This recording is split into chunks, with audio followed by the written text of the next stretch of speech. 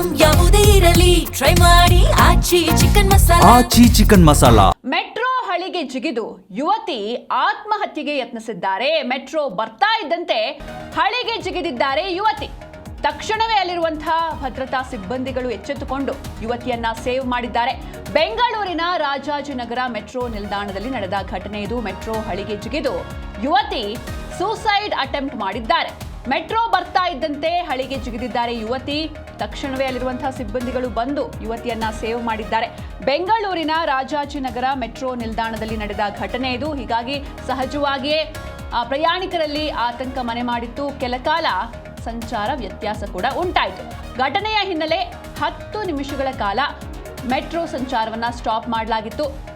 ಸದ್ಯ ಈಗ ಯಥಾಸ್ಥಿತಿಯಲ್ಲಿದೆ ಮೆಟ್ರೋ ರೈಲಿನ ಸಂಚಾರ. ಆದರೆ ನಿಜಕ್ಕೂ ಒಂದಲ್ಲ ಒಂದು ವಿಚಾರವಾಗಿ ಇತ್ತೀಚಿನ ದಿನಗಳಲ್ಲಿ ನಮ್ಮ ಮೆಟ್ರೋ ಸದಾ ಸುದ್ದಿಯಲ್ಲೇ ಇದೆ.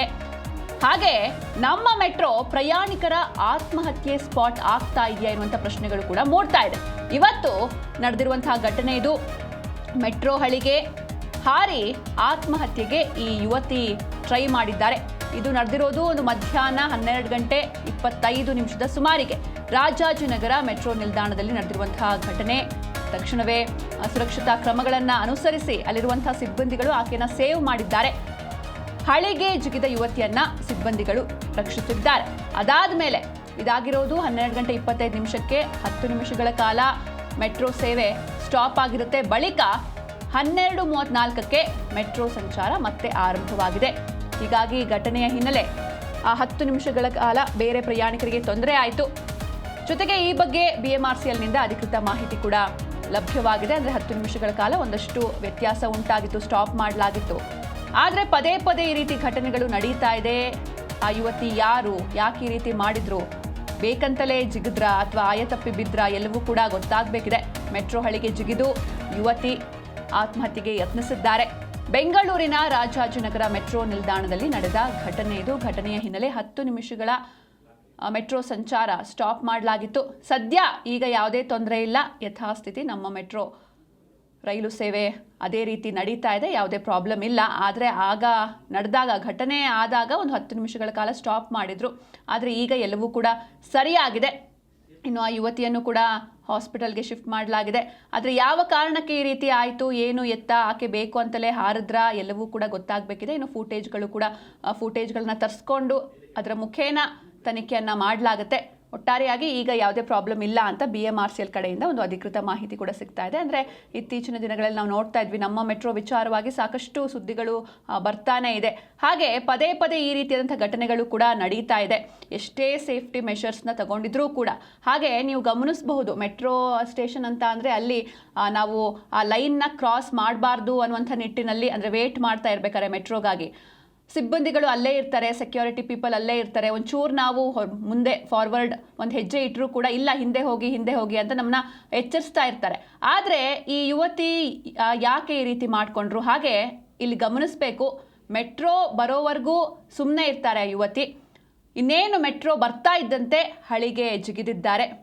ಆದರೆ ಸದ್ಯ ಯಾವುದೇ ಪ್ರಾಣಾಪಾಯ ಸಂಭವಿಸಿಲ್ಲ. ಅಲ್ಲೇ ಇರುವಂತಹ ಸಿಬ್ಬಂದಿ ತಕ್ಷಣವೇ ಬಂದು ಒಂದಷ್ಟು ಸೇಫ್ಟಿ ಮೆಷರ್ಸ್ನ ತಗೊಂಡು ಯುವತಿಯನ್ನ ರಕ್ಷಿಸಿದ್ದಾರೆ. ಬೆಂಗಳೂರಿನ ರಾಜಾಜಿನಗರ ಮೆಟ್ರೋ ನಿಲ್ದಾಣದಲ್ಲಿ ನಡೆದ ಘಟನೆ ಇವತ್ತು ಮಧ್ಯಾಹ್ನ ಆಗಿರುವಂಥದ್ದು. ಮಧ್ಯಾಹ್ನ ಒಂದು 12:25 ಆಗಿರುವಂತಹ ಘಟನೆ. ಹೀಗಾಗಿ ಅದಾದಮೇಲೆ ಒಂದು 10 ನಿಮಿಷಗಳ ಕಾಲ ಮೆಟ್ರೋ ಸಂಚಾರವನ್ನು ಸ್ಟಾಪ್ ಮಾಡಲಾಗಿತ್ತು. ಬೇರೆ ಬೇರೆ ಪ್ರಯಾಣಿಕರಿಗೆ ಸಾಕಷ್ಟು ತೊಂದರೆ ಕೂಡ ಆಯಿತು. ಯಾಕಂದರೆ ಕರೆಕ್ಟ್ ಟೈಮ್ಗೆ ರೀಚ್ ಆಗಬೇಕು ಅಂತಲೇ ಎಲ್ಲರೂ ಕೂಡ ಮೆಟ್ರೋ ಮೇಲೆ ಡಿಪೆಂಡ್ ಆಗಿರ್ತಾರೆ. ಆದರೆ ಇಲ್ಲಿ ಈ ರೀತಿ ಒಂದು ಅವಘಡ ಆಗಿದ್ದರಿಂದ ಕೆಲ ಕಾಲ ಲೈನ್ಸ್ಗಳಲ್ಲಿ ಅದು ಗ್ರೀನ್ ಲೈನ್ ಆಗಿರ್ಬೋದು, ಪರ್ಪಲ್ ಲೈನ್ ಆಗಿರ್ಬೋದು, ಎಲ್ಲದರಲ್ಲೂ ಸ್ವಲ್ಪ ವ್ಯತ್ಯಾಸ ಕಂಡು ಬಂತು. ಅದಾದಮೇಲೆ 12:34 ಸುಮಾರಿಗೆ ಮತ್ತೆ ಮೆಟ್ರೋ ಸಂಚಾರ ಆರಂಭವಾಯಿತು. ಅಂದರೆ 10 ನಿಮಿಷಗಳ ಕಾಲ ಒಂದು ಸ್ವಲ್ಪ ಡಿಲೇ ಆಯಿತು. BMRCLನಿಂದ ಈ ಬಗ್ಗೆ ಒಂದು ಅಧಿಕೃತ ಮಾಹಿತಿ ಕೂಡ ಸಿಕ್ಕಿದೆ. ಈ ರೀತಿಯಾದಂತಹ ಘಟನೆ ಇವತ್ತು ನಡೆದಿರೋದು. ಇದು ಬೆಂಗಳೂರಿನ ರಾಜಾಜಿನಗರ ಮೆಟ್ರೋ ನಿಲ್ದಾಣದಲ್ಲಿ ನಡೆದ ಘಟನೆ ಇದು.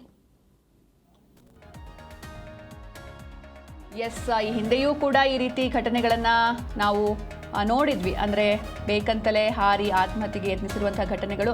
ಈ ನಿಟ್ಟಿನಲ್ಲಿ ಈ ರೀತಿ ಆಗಬಾರ್ದು ಇರುವಂಥ ನಿಟ್ಟಿನಲ್ಲಿ ಸಾಕಷ್ಟು ಸೇಫ್ಟಿಯನ್ನು ಆಲ್ರೆಡಿ BMRCL ತಗೊಂಡಿದೆ. ಅಲ್ಲಿ ಬ್ಯಾರಿಕೇಡ್ಗಳನ್ನು ಹಾಕೋದಾಗಿರ್ಬೋದು. ಹಾಗೆ ಅಲ್ಲಿ ಸೆಕ್ಯೂರಿಟಿ ಅವರು ನಿರಂತರವಾಗಿ ನೋಡ್ತಾನೆ ಇರ್ತಾರೆ, ಯಾರಾದರೂ ಲೈನ್ ಕ್ರಾಸ್ ಮಾಡ್ತಾರಾ ಅಥವಾ ಎಲ್ಲಿ ನಿಲ್ಲಬೇಕು, ಏನು ಎತ್ತ ಎಲ್ಲವನ್ನೂ ಕೂಡ ಮಾರ್ಕ್ ಮಾಡಿರ್ತಾರೆ. ಹಾಗೆ ಆದರೂ ಕೂಡ ಈ ರೀತಿ ಅವರನ್ನು ಕಣ್ತಪ್ಪಿಸಿ ಈ ರೀತಿ ಘಟನೆಗಳು ನಡೀತಾನೆ ಇರುತ್ತೆ. ಅಂದರೆ ಬೇಕಂತಲೇ ಹಾರಿದ್ದಾರೆ ಯುವತಿ ಎನ್ನುವಂಥ ಒಂದು ಮೇಲ್ನೋಟಕ್ಕೆ ಸಿಕ್ಕಿರುವಂಥ ವರದಿ ಇದು. ಆದರೆ ಇನ್ನು ಫುಟೇಜ್ಗಳು ಬರಬೇಕು, ಆಗ ಯಾವ ರೀತಿ ಆಯಿತು, ಏನು ಎತ್ತ ಎಲ್ಲವೂ ಕೂಡ ಗೊತ್ತಾಗುತ್ತೆ. ಅಂದರೆ ಮೆಟ್ರೋ ಬರ್ತಾ ಇದ್ದಂತೆ, ಯಾವಾಗ ಮೆಟ್ರೋ ಬರುತ್ತೆ, ಗ್ರೀನ್ ಮೆಟ್ರೋ ಬಂದಿದ ತಕ್ಷಣ ಇವರು ಹಳಿಗೆ ಜಿಗಿದಿದ್ದಾರೆ, ಆತ್ಮಹತ್ಯೆಗೆ ಯತ್ನಿಸಿದ್ದಾರೆ.